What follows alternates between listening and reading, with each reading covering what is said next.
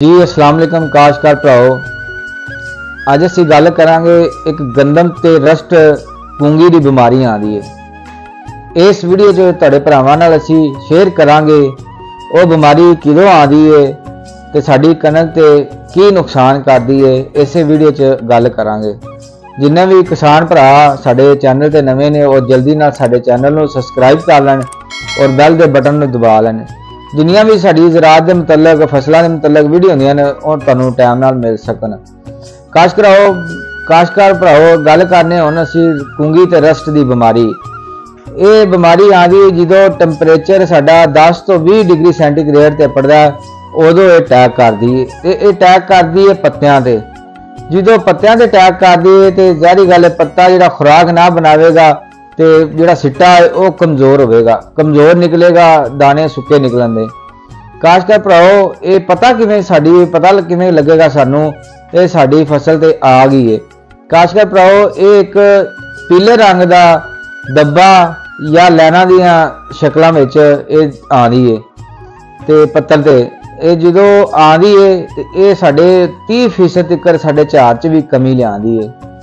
ये जो सिट्टा जो गोब चो बाहर आता है सिट्टा निकलता है, सिट्टा ब्लैक कलर का निकला उत्ते पाउडर या होंदा उहदे जिंदी वजह तो उन्होंने पूंगी की बीमारी उन्होंने बोलते हैं। जो सिट्टा बाहर आता है काला होंदा है उत्ते पाउडर या होंदा है तो वह पूंगी की वजह तो वह निकलता उस बीमारी की वजह तो।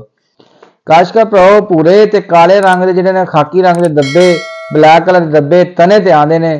जो तने ते आते हैं पौधा खुराक नहीं बनाएगा तो तुहाडे झाड़ दे 30% तक तुसीं कमी होने का मुकान है। असीं इनू बचा किवें सकने आपदी कणक नूं इहदे तों। ये तुसीं इनू जाके चैक करना है। चैक करो जे अगर पीले धब्बे ने या लैना विच ते फिर तुसीं फफूंदी कश जिहड़ा ना जहर वो इस्तेमाल करना है। कोई भी तुहाडा सेल अफिसर तुहाडी फील्ड करन आदा या तुहाडी दुकान तो जिंदे तक तुसीं लैंदे जे उहनूं बुला के तुसीं चैक कराना है।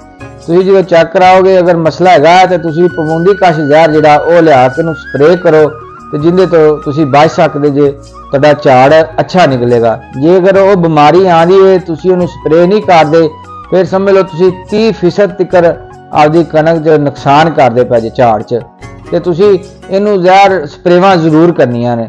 ते काशकार भराओ अजकल एक मौसम का जी वजह तो भी काफ़ी दिन धुप्प नहीं निकलियां काफ़ी दिन हो गए ने उनकी वजह तो उत्तों कोने जिहड़े ना गंदम ते वो पीले ने वो कोने पीले ने।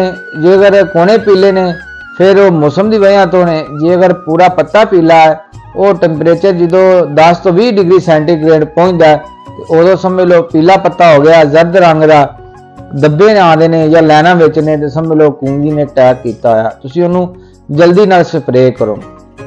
ये अजकल बहुत ज़्यादा बीमारी आई हुई है। तुसीं आपदी कणक नूं आपदी फसल नूं चैक करके इहदा स्प्रे करो। ते उम्मीद है साडे दोस्तां नूं साडी वीडियो चंगी लगी होवेगी। अल्लाह हाफिज़।